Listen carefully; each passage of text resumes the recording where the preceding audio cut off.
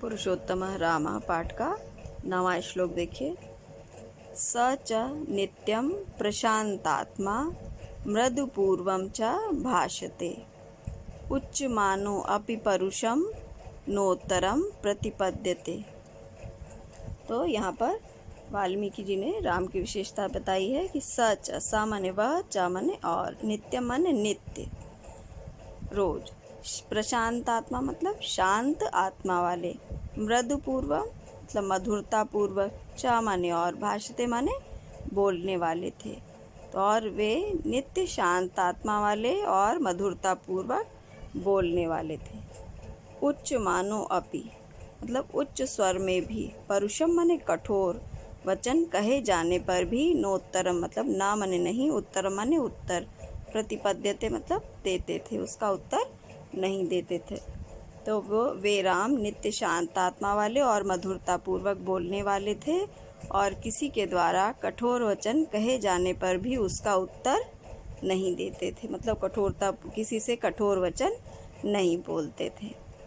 10वां श्लोक है।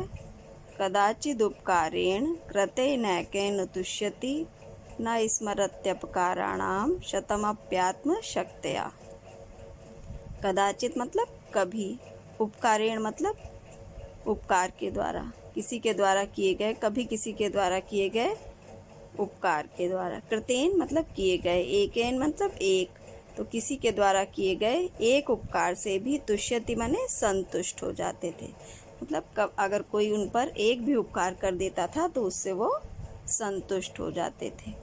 न स्मरत्यपकाराणाम, ना माने नहीं, स्मरति अपकाराणाम, स्मरति माने याद करते थे, अपकार मतलब बुराई, बुरा कार्य, तो किसी के द्वारा कोई बुरा कार्य किए जाने पर भी या उनका कोई बुरा किए जाने पर भी, शतम अपि सैकड़ों भी, आत्मशक्त्या मतलब अपनी शक्ति से उसका कोई जो है उसको याद नहीं करते थे।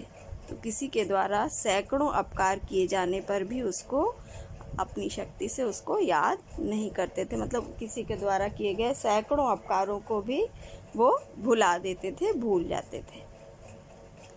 तो कभी किसी के द्वारा किए गए एक उपकार से भी वो संतुष्ट हो जाते थे और किसी के द्वारा सैकड़ों अपकार या बुरे कार्य किए जाने पर भी उसको वो याद नहीं करते थे।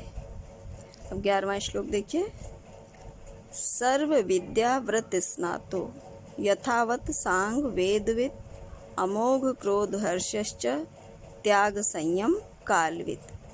सर्व माने सभी, विद्याओं के, व्रत से स्नातो माने स्नान किए हुए मतलब पारंगत या कुशल, तो सभी विद्याओं में कुशल, यथावत मतलब उचित रूप से, सांग वेद विद, सांग माने सा माने सहित, अंग माने अंग, और वेद वेदों के, विद माने जानने वाले, तो अंग सहित वेदों को जानने वाले, तो सभी विद्याओं में कुशल और उचित रूप से अंग सहित वेदों को जानने वाले, अमोघ माने अचूक, क्रोध हर्षश्च क्रोध और हर्ष वाले, अचूक मतलब सही समय पर क्रोध और हर्ष करने वाले, क्रोध मतलब गुस्सा करने वाले और हर्ष माने अपनी प्रसन्नता प्रकट करने वाले, मतलब सही समय पर ही वो क्रोध या हर्ष प्रकट करते थे। और त्याग संयम कालविद, त्याग और संयम को, और काल माने समय को, विद माने जानने वाले थे, मतलब सही समय पर वो त्याग संयम का आचरण करते थे। फिर से देखिए इसको। सभी विद्याओं में कुशल और उचित रूप से अंग सहित वेदों को जानने वाले, अचूक क्रोध और हर्ष वाले तथा त्याग संयम और समय को जानने वाले थे।